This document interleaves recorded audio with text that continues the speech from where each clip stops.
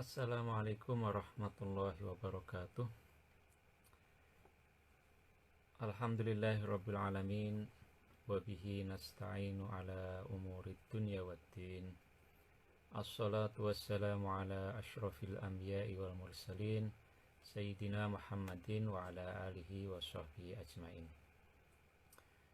Alhamdulillah, kita hari ini akan memulai kembali mengaji fikih agraria dengan melanjutkan membaca kitab Al-Ahkam As-Sultaniyah, karya besar dari Imam Al-Mawardi, khususnya bab yang memang secara khusus membahas soal yang terkait agraria ini, yaitu bab 15, bab 16, dan bab 17. Pada kesempatan hari ini kita akan membaca mulai dari halaman 269 ya, 269 paragraf yang terakhir. Jadi silahkan kalau sudah mengunduh naskah Al-Ahkam As-Sultaniyah yang sudah dibagikan, silakan langsung melihat ke halaman 269 paragraf terakhir. Nah, pada pertemuan sebelumnya kita sudah membaca penjelasan Imam Mawardi mengenai 3 jenis sumber pasokan air yang sangat dibutuhkan di dalam aktivitas pertanian itu, yaitu air sungai, lalu air sumur, dan mata air. Nah, pertemuan kemarin Imam Mawardi menjelaskan secara lebih rinci hal ihwal seputar sumber air yang pertama, yaitu sungai.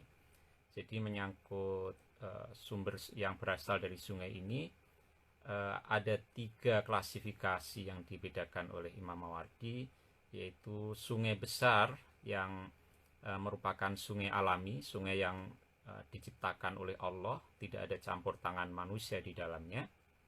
Ini yang pertama. Lalu kemudian sungai alami juga, tetapi kecil gitu ya, tidak besar. Ini juga merupakan sungai yang langsung diciptakan Allah, artinya bersifat alami dan tidak ada campur tangan manusia di dalamnya. Nah, yang ketiga adalah air yang dibikin oleh manusia ya. Nah, yang bagian ketiga inilah yang kita akan baca pada hari ini.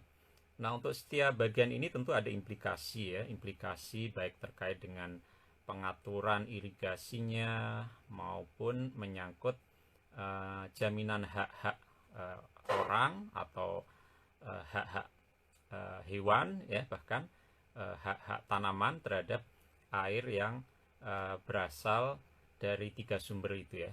Apakah itu sungai, apakah itu sumur, apakah itu mata air. Dan khusus mengenai pasokan air yang berasal dari sungai, tergantung pada jenisnya, apakah itu sungai alami ataukah sungai buatan manusia, itu juga punya implikasi hukum yang berbeda-beda, dan hal ini didiskusikan secara cukup detail oleh Imam Mawardi.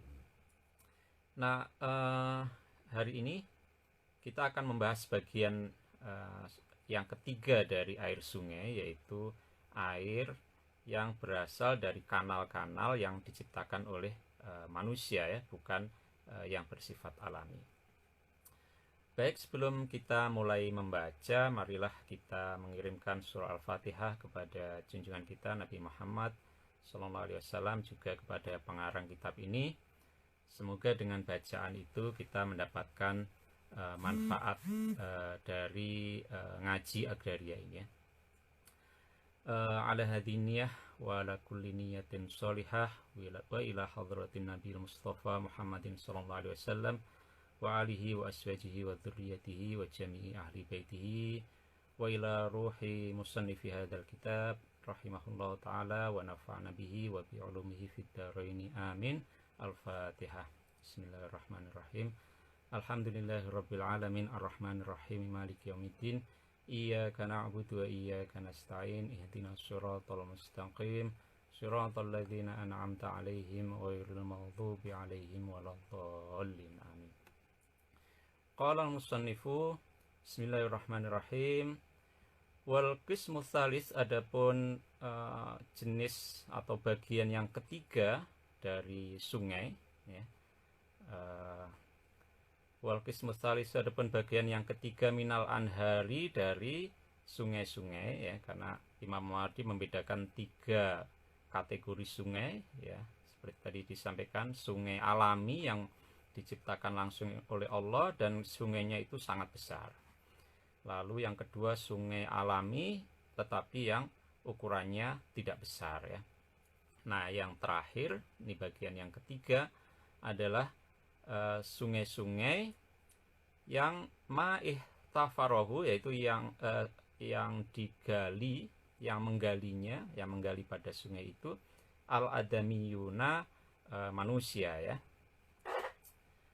5 dari tanah-tanah, dari lokasi-lokasi ahyauhu yang mereka hidupkan, minal ardhina, dari lahan-lahan yang semula menganggur ya. Jadi sungai-sungai itu mereka gali, mereka bikin sebagai bagian dari ihyaul mawat yang mereka lakukan ya, karena ketika mereka menghidupkan lahan yang menganggur itu tentu mereka membutuhkan pasokan air supaya lahan yang dihidupkan tadi bisa diairi dan bisa dijadikan sebagai lahan produktif. Dan seperti telah kita diskusikan sebelumnya ya, kalau tidak salah pada pertemuan kedua itu ya, mengenai syarat-syarat ihyaul mawat itu, syarat yang kedua kan mengalirkan air ya ke lahan yang dihidupkan itu ya. Jadi itu merupakan kriteria kedua di dalam ihyaul mawat.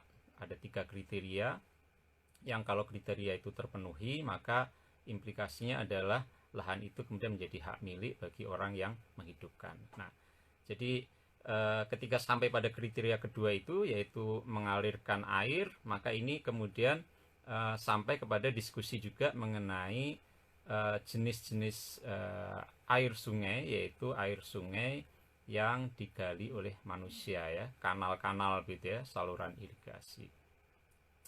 Fayakunu, maka ada air yang digali sebagai bagian menghidupkan lahan tidur itu an-nahru, sungai, bainahum, yang diantara para petani yang ada di situ itu milkan, kepemilikan mustarokan yang dimiliki bersama ya,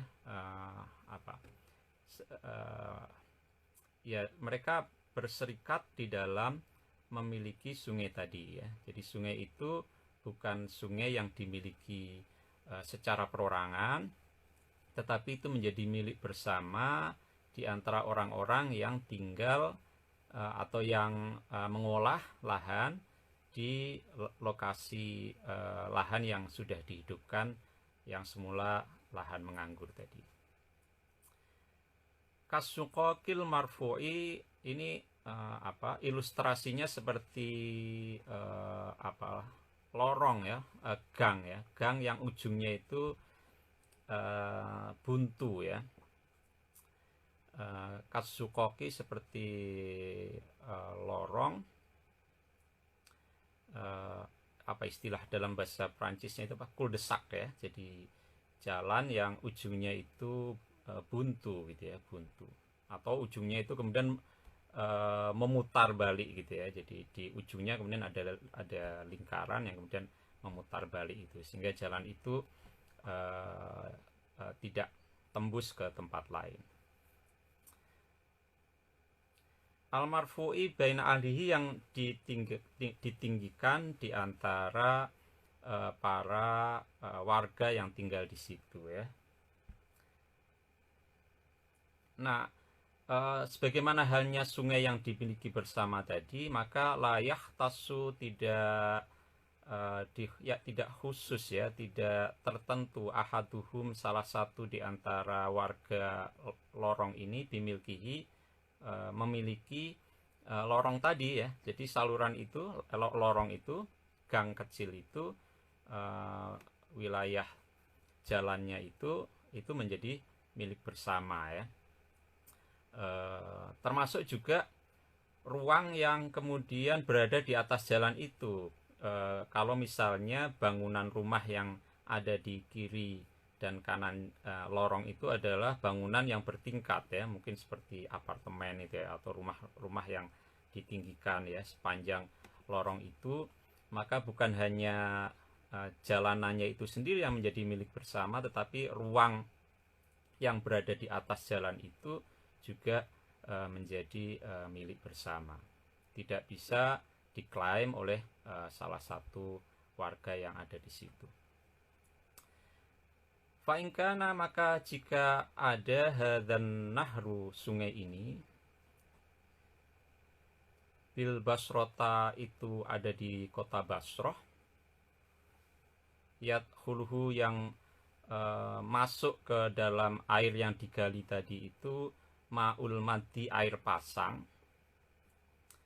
Jadi kalau sungai itu, ini sebagai ilustrasinya Imam Mawardi merujuk ke kasus yang terjadi di Basroh ya, dan banyak sekali diskusi di dalam kitab Al-Ahkam As-Sultaniyah terkait agraria ini secara spesifik memang merujuk ke kota Basroh ya.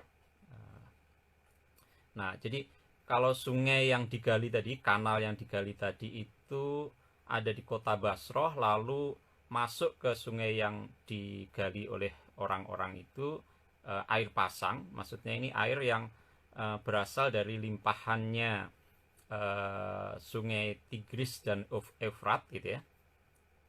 Bahwa maka kanal yang dibangun oleh manusia tadi itu ya menjadi hak bersama ya, menjadi hak bersama jami'a ahlihi, atas seluruh penduduk di sekitar sungai tadi itu. Jadi meskipun itu hasil konstruksi orang ya, ada investasi tenaga dan biaya di situ, tetapi karena dia mengambil air dari sungai besar ya, dari pasang air yang berasal dari sungai besar tadi, dan artinya volume airnya tidak terbatas, maka yang berhak atas air itu juga seluruh penduduk yang ada di sekitarnya. Layatasyahuna, jadi tidak ada dispute, tidak ada pertikaian ya, fihi, di dalam sungai tadi, litisai maihi, karena berlimpahnya air yang ada di situ.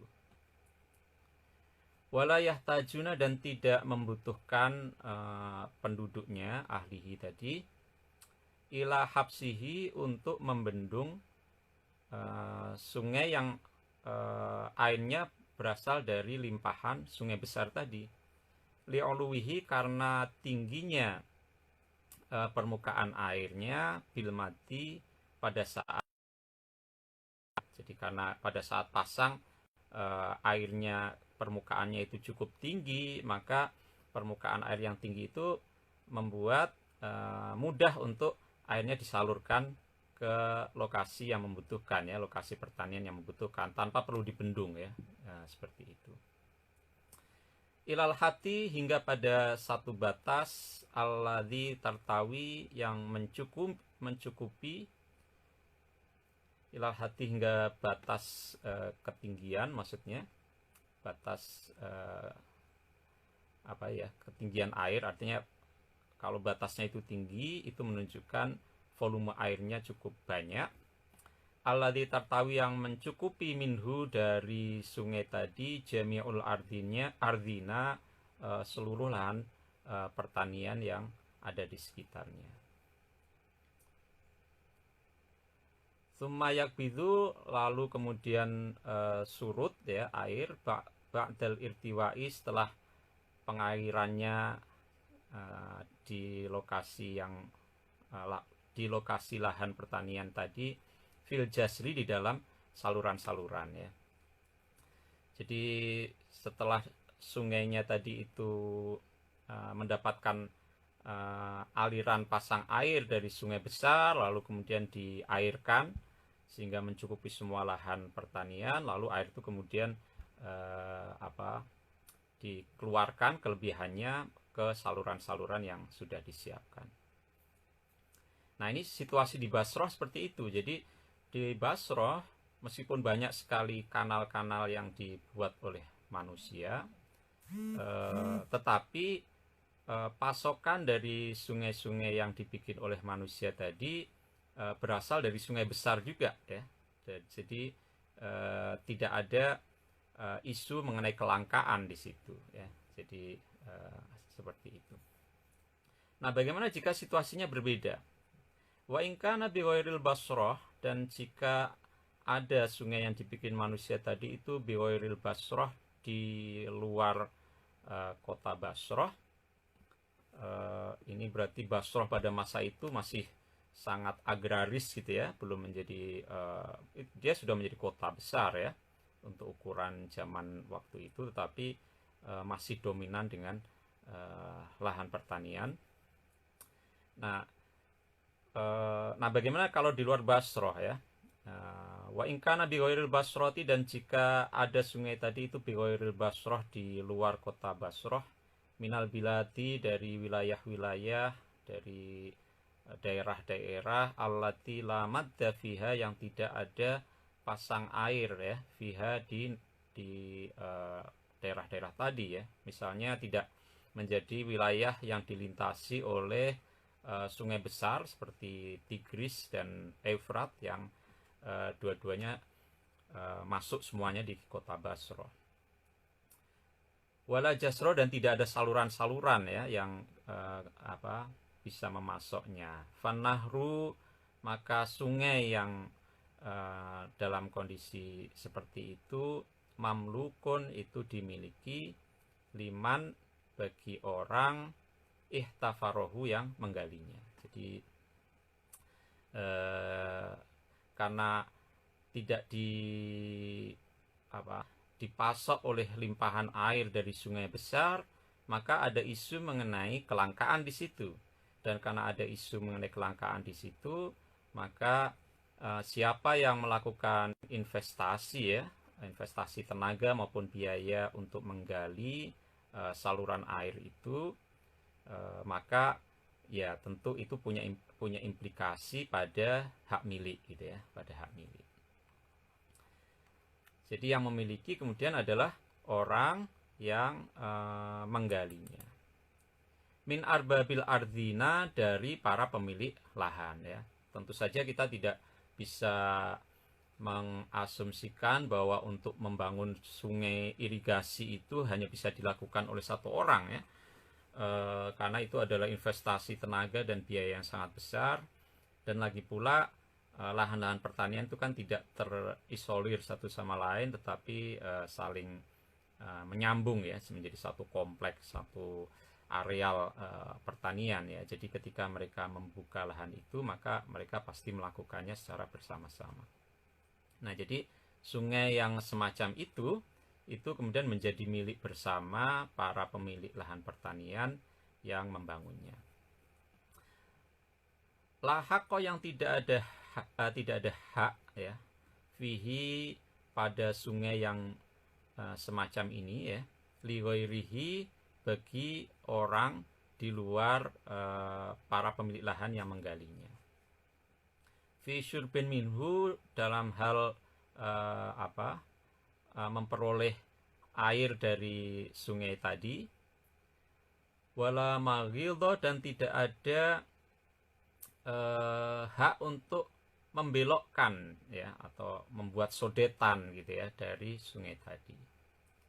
Jadi kalau sungai itu dibangun oleh satu kelompok petani ya, yang lahannya berdekatan gitu ya, maka sungai itu menjadi hak bersama para pemilik lahan yang memang bekerja sama membuat sungai itu.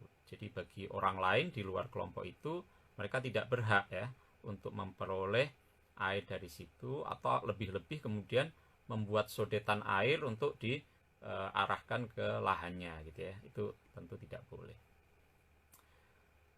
Wala yajuzu, dan juga tidak boleh liwahidin bagi satu orang min ahlihi dari penduduk di sekitar sungai yang dibikin tadi, ayang farida untuk secara sendirian atau secara sepihak, binasbi ibaratin membangun jembatan ya, al-ubur ya, alaihi di atas sungai itu ya, karena itu milik bersama.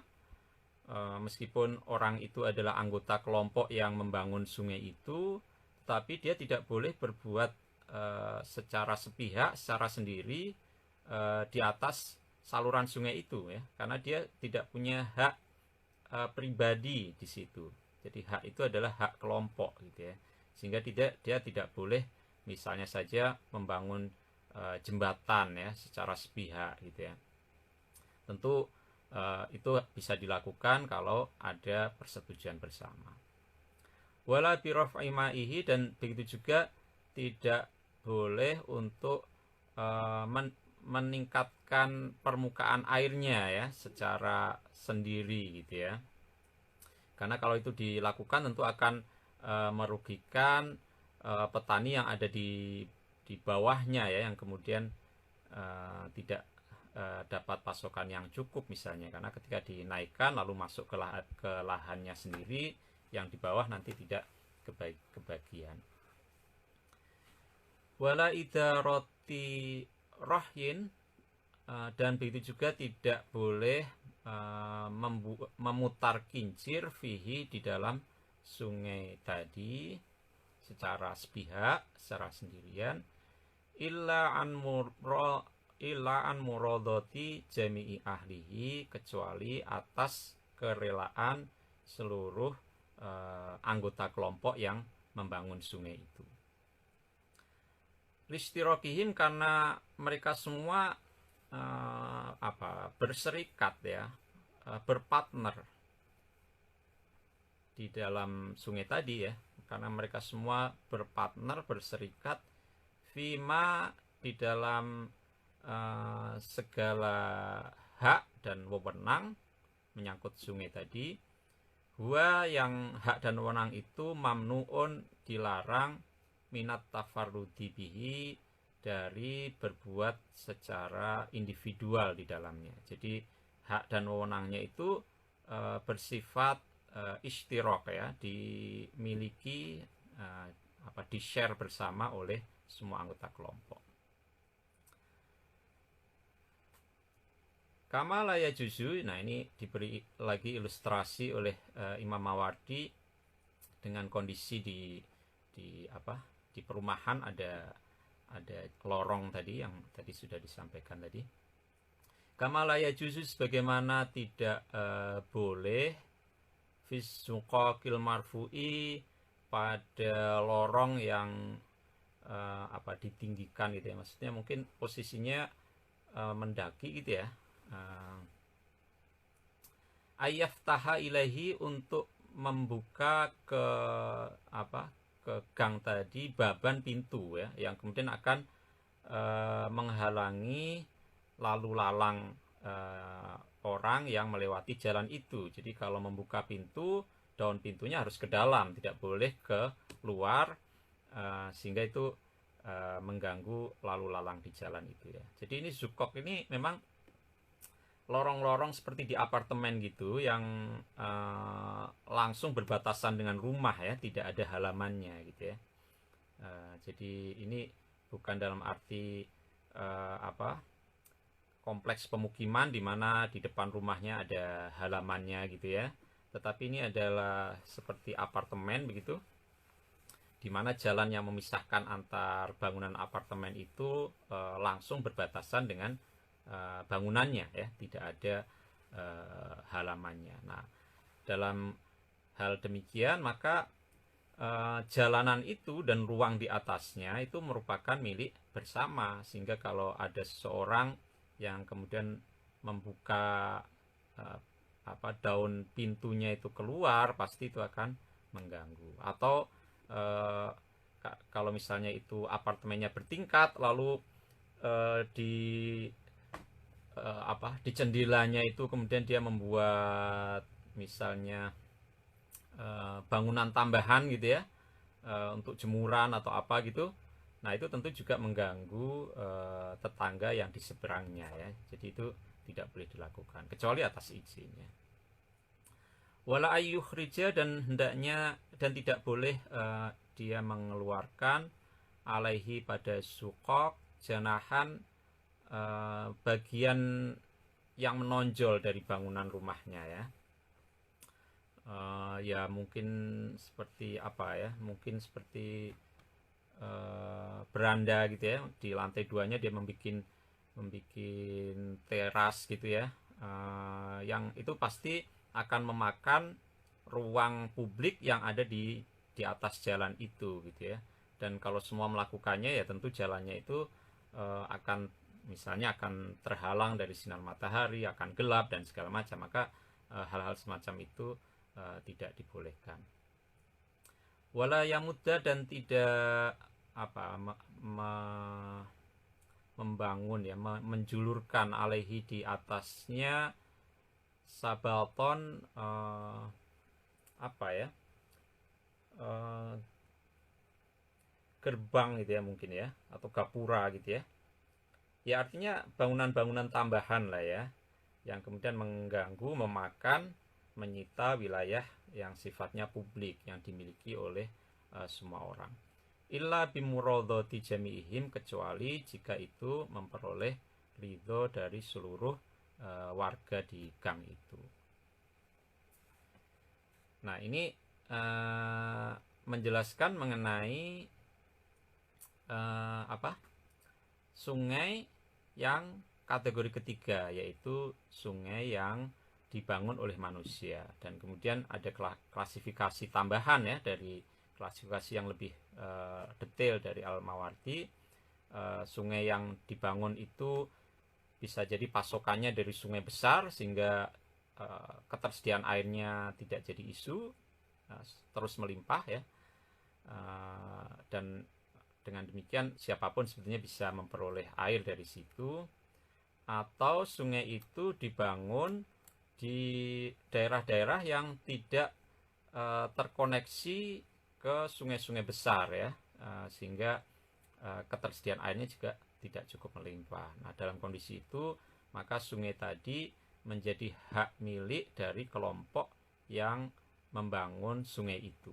Di luar itu tidak diperbolehkan. Lalu yang kedua, kepemilikan atas sungai yang dibangun bersama itu merupakan kepemilikan bersama ya, common property-nya kelompok itu gitu ya. Jadi bukan milik orang-orang secara individual yang menjadi anggota kelompok itu. Nah, kemudian menyangkut teknis pemanfaatannya sendiri bagaimana? Kalau tadi bicara mengenai hak-haknya ya, jadi kondisi ketersediaan air itu akan menentukan jenis-jenis haknya.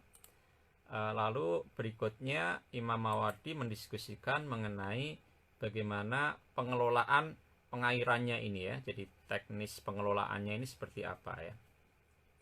Sumalayahlu, lantas tidak terlepas ya, halu syurbihim, ihwal pengairan orang-orang tadi, minhu dari sungai yang dibangun oleh manusia, min salah satu aksamin, dari tiga bagian ini ya. Jadi bagaimana hal itu diairkan teknisnya, itu tidak lepas dari tiga situasi ini. Ahaduha, adapun yang pertama, jadi ini untuk memastikan bagaimana sumber daya air yang sifatnya terbatas tadi, karena sungainya tidak terkoneksi ke sungai besar, itu bisa dimanfaatkan secara bersama dengan adil. Jadi ini isunya adalah isu distribusinya ya, isu distribusinya. Ahaduha, adapun yang pertama itu ayyatanawabu, orang-orang anggota kelompok itu tadi saling bergiliran alaihi, atas sungai itu, bil ayami ya, baik menurut harinya, jadi digilir hari ini si A, hari kedua si B, hari ketiga si C, dan seterusnya. Ingkolu jika airnya itu sedikit, ingkolu jika orangnya itu sedikit. Jadi kalau orangnya sedikit, gilirannya bisa giliran harian ya, giliran harian. Anggota kelompoknya misalnya cuman 10 misalnya ya, maka hari pertama si A, si B, dan seterusnya, atau lebih sedikit lagi ya, seperti itu. Wabisaati, dan menurut perhitungan jam ya, ingkathuru jika anggota kelompok tadi banyak ya. Kalau jumlah anggota kelompoknya misalnya dalam satu hamparan lahan pertaniannya itu cukup besar dan mereka kemudian sama-sama terlibat di dalam membangun sungai itu, maka gilirannya menjadi jam ya, misalnya 5 jam pertama si A, berikutnya 5 jam kedua si B, dan seterusnya. Wayak tari'u, dan mereka mengundi ya, mereka mengundi intanazau jika mereka berselisih fitartipi di dalam gilirannya ya. Jadi kalau ketika diatur ya pergantiannya itu menurut entah hari entah jam, lalu ada yang menuntut supaya yang satu lebih dulu, yang lain tidak mau mengalah ya, maka dalam kondisi demikian maka diundi ya, untuk menentukan urutannya. Hatta yastakira, sehingga berlaku lahum bagi mereka seluruh anggota kelompok itu, tartibul awali, urutan-urutan dari yang pertama, waman yalihi, dan orang-orang yang berikutnya. Jadi supaya tidak ada perselisihan. Wayahtasu, dan dikhususkan kullu wahidin, masing-masing minhum di antara mereka, binaubatihi, pada gilirannya. Jadi ketika seseorang mendapat giliran, maka ya air itu khusus digunakan oleh yang bersangkutan. La yusyarikuhu, tidak berbagi dengan orang yang dapat giliran itu, boiruhu, orang yang lain, fiha, di dalam giliran, di dalam naubah. Jadi ketika yang dapat giliran si A ya hanya si A itu saja yang berhak untuk mengalir. Itu tidak boleh nanti ada si D misalnya ya yang ikut mengambil air pada waktu yang sama, padahal waktu itu adalah giliran si A, bukan giliran yang lain. Sumahua, lantas lantas orang yang mendapat giliran tadi, mimba'diha, gilirannya ya. Jadi sumahua, lantas orang lain, min ba'diha, maksudnya wairu ya, sumahua, lantas dia, orang lain, min ba'diha, setelah giliran yang pertama, ala ma tarattabu, atas urutan yang mereka sudah ditentukan itu ya, atas suatu yang mereka sudah diurutkan.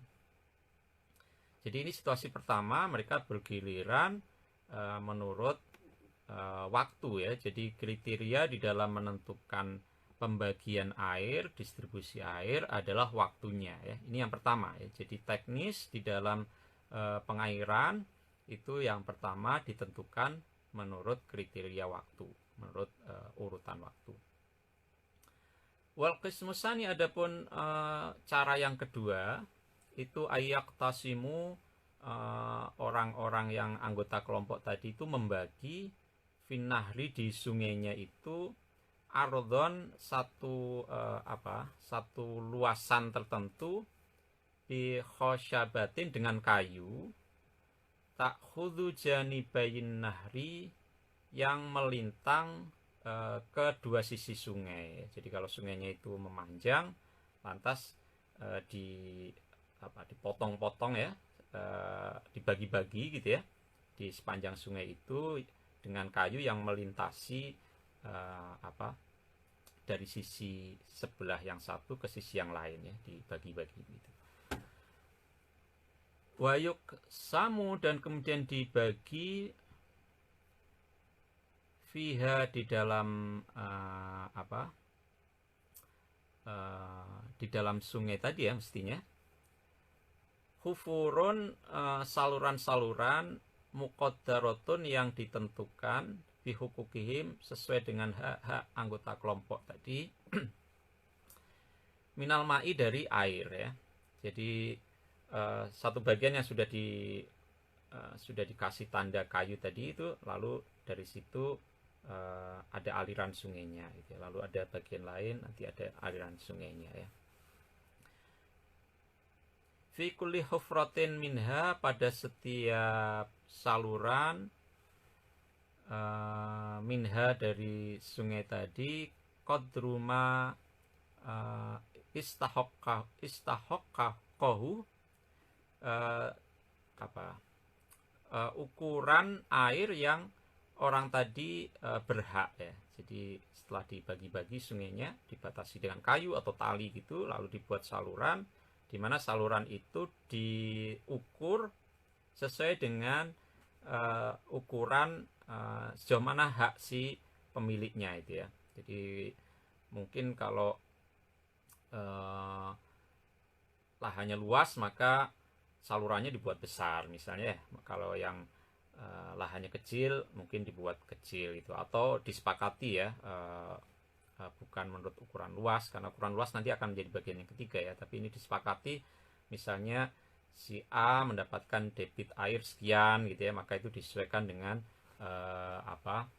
besarnya saluran ya, dan seterusnya.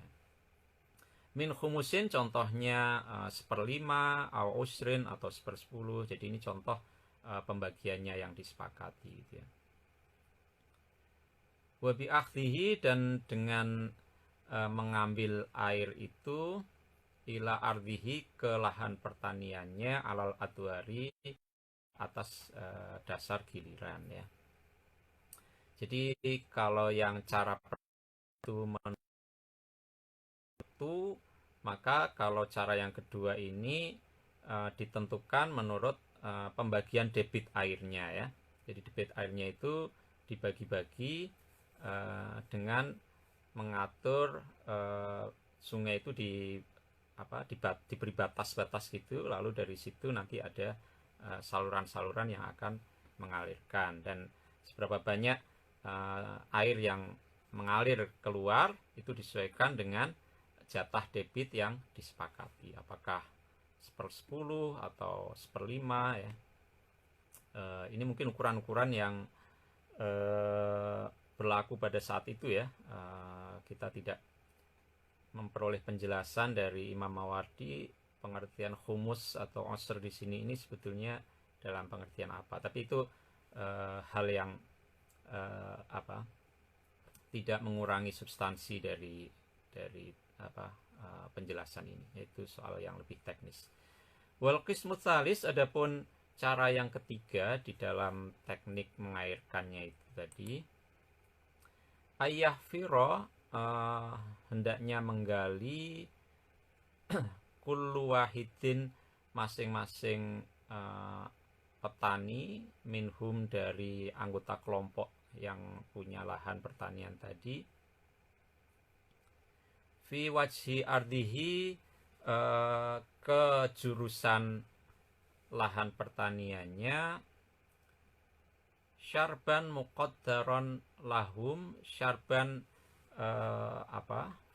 debit pengairan, muqaddaron yang disesuaikan volumenya, lahum bagi mereka, bittifaqihim dengan kesepakatan mereka, au ala masahati amlakihim, atau menurut proporsi luasan lahan milik mereka ya. Jadi kalau yang kedua tadi kan sungainya yang kemudian dibagi ya sebetulnya, dan dari situ kemudian dibuat aliran. Iya seperti itu. Kemudian yang kedua ini bukan sungainya yang dibagi, tetapi kemudian jatahnya yang disepakati, dan jatah yang disepakati itu antara lain mengikuti proporsi luas lahan mereka, karena kalau semakin luas lahannya tentu kebutuhan airnya semakin besar gitu ya. Liyahuda supaya bisa mengambil si pemilik tanah tadi mimma innahri dari air sungai qadro hakihi sesuai dengan ukuran haknya ya. Haknya itu tergantung kepada luas lahan tadi.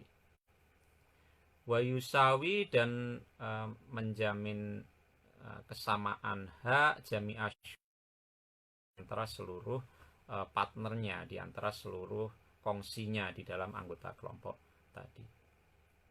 Walaisa dan tidak boleh lahu bagi pemilik lahan ayyazida fihi untuk melebihkan ya jatahnya ya fihi di dalam air tadi. Walalahum dan tidak boleh bagi mereka ayyang kusuhu untuk menguranginya gitu ya.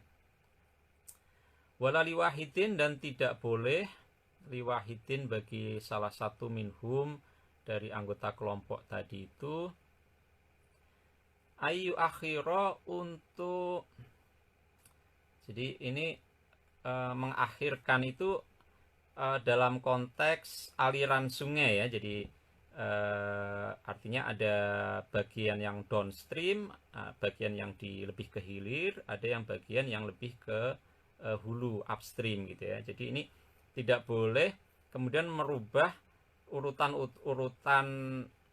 saluran yang itu mengikuti kontur ya dari sungai itu gitu ya. Jadi ayu akhiro untuk menjadikan sungai yang saluran yang digali tadi itu pada bagian yang lebih hilir ya, surban dalam hal pengairan, muqaddaman yang seharusnya itu ada di sisi yang lebih hulu ya. Karena kalau begitu nanti bisa kacau balau ya pengaturan air. Kama laisa liwahidin sebagaimana halnya tidak boleh bagi salah satu min ahli sukoki dari penduduk suatu gang almarfu'i yang ditinggikan ya, ayu akhiro untuk mendahulukan, artinya ya tadi itu kaitannya karena ini lorong yang ujungnya buntu gitu ya. Terus terang saya tidak punya imajinasi ya mengenai as-sukok al-marfu ini, karena saya tidak pernah melihat seperti itu. Tetapi logiknya di sini adalah bagian yang lebih rendah dari lorong itu dengan bagian yang di atasnya itu kemudian juga punya perbedaan ya di dalam memperoleh manfaat terhadap gang itu ya, sehingga urutan-urutan itu kemudian juga tidak boleh dipertukarkan secara semaunya begitu ya. Jadi kembali ini Al-Mawardi mengambil ilustrasi pada kasus as-sukok ya, gang yang ada di wilayah pemukiman apartemen ya. Mungkin bagi yang pernah lama tinggal di daerah Timur Tengah lebih punya imajinasi mengenai hal ini ya. Karena memang deskripsinya sangat visual sekali ya si Mawardi ini, dan kalau kita nggak punya referensi langsung agak susah memang membayangkan isunya. Jadi tidak bisa kemudian orang semena-mena mengambil jatah air yang dengan buat saluran yang semestinya dialihkan gitu ya, dihilir ya, karena itu tentu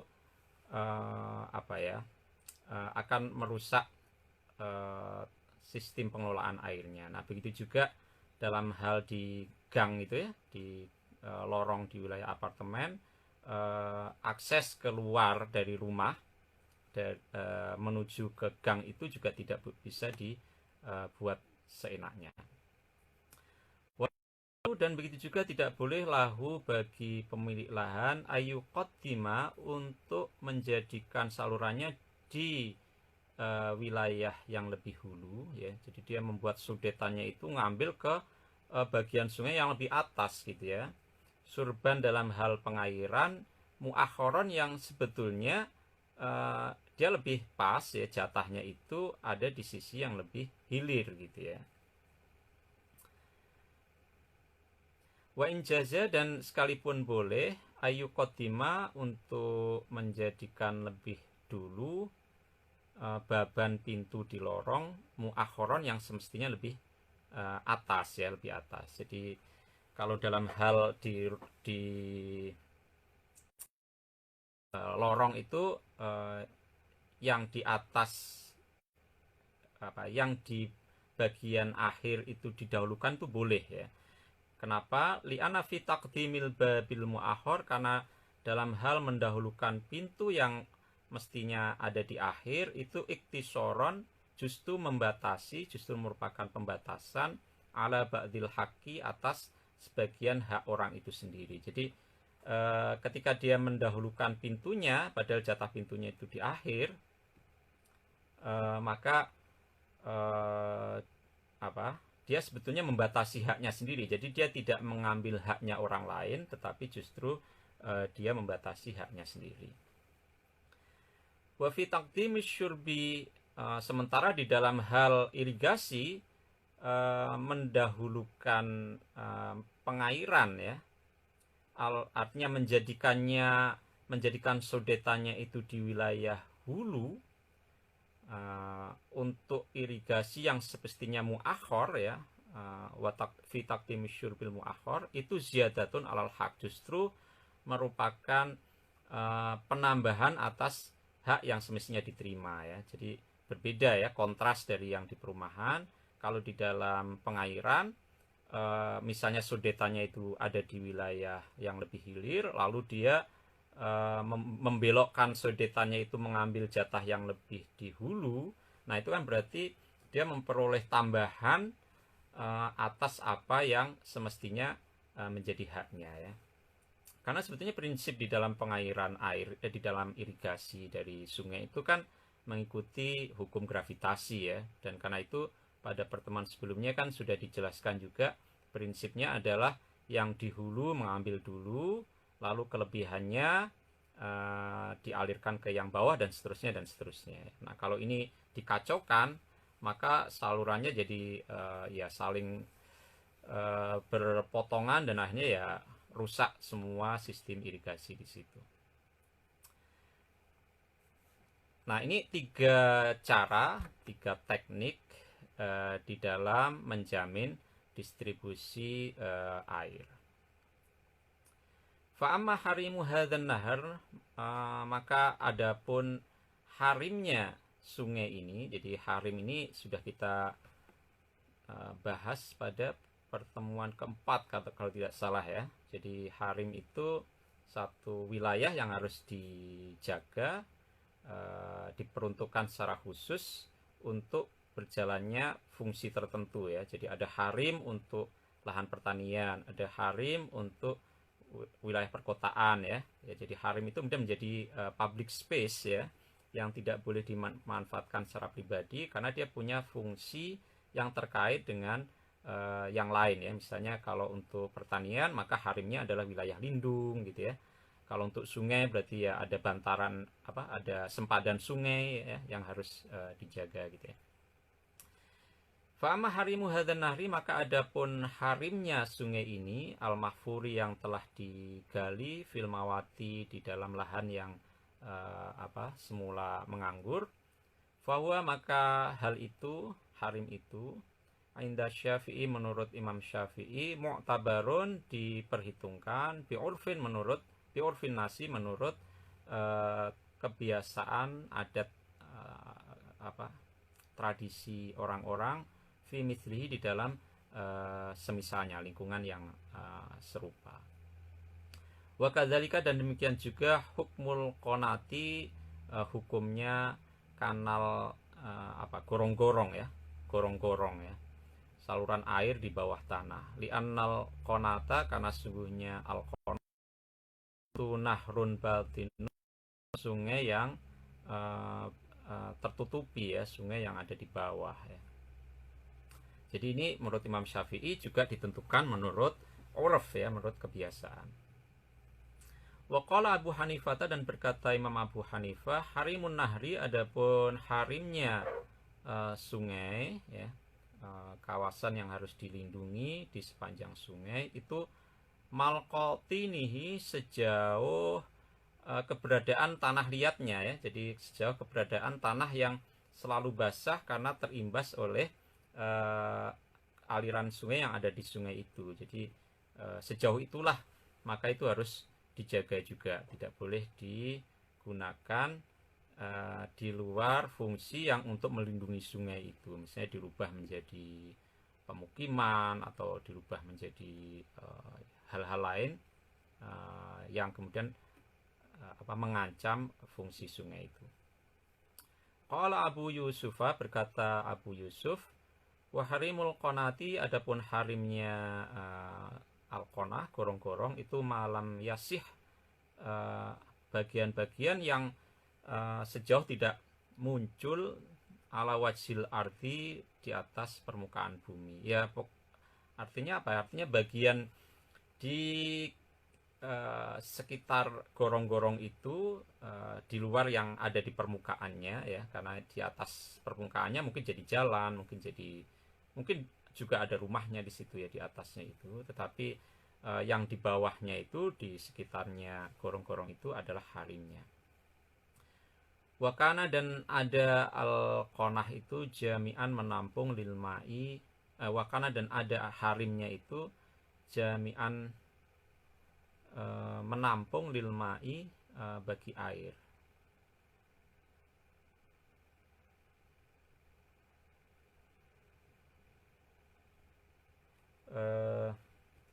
Saya agak tidak pas ya, mungkin karena itu gorong-gorong mestinya tidak membutuhkan lokasi serapan air ya. Mungkin yang dimaksud wakana jami'an ya gorong-gorong itu sendiri, wakana, dan ada gorong-gorong itu jami'an lil ma'i, menampung air.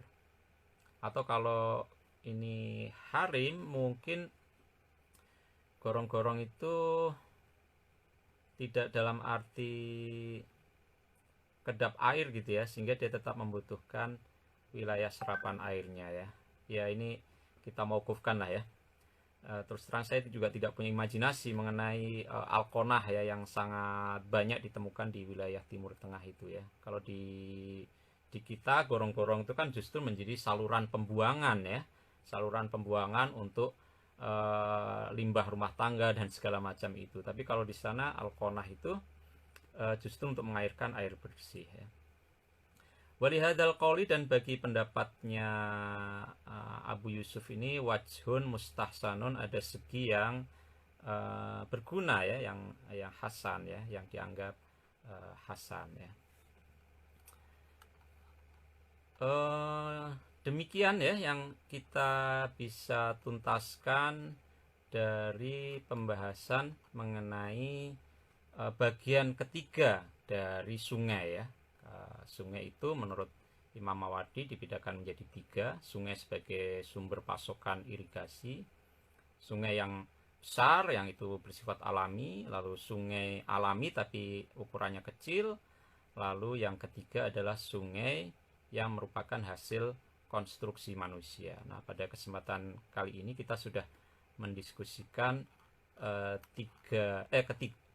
jenis yang ketiga ini ya. Jadi sungai yang digali oleh manusia, lalu ada beberapa klasifikasi lebih lanjut ya yang dibikin oleh Al-Mawardi, yaitu sungai yang digali itu mendapatkan pasokan air yang melimpah dari sungai besar, atau yang kedua sungai itu tidak mendapatkan pasokan yang melimpah.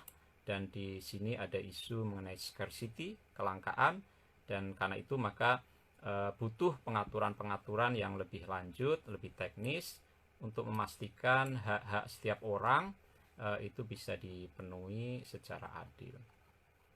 Semoga bermanfaat untuk pertemuan kita pada kesempatan kali ini.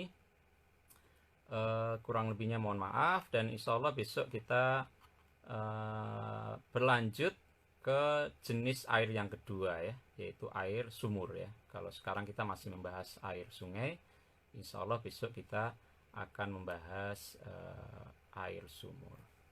Demikian saya akhiri. Wassalamualaikum warahmatullahi wabarakatuh.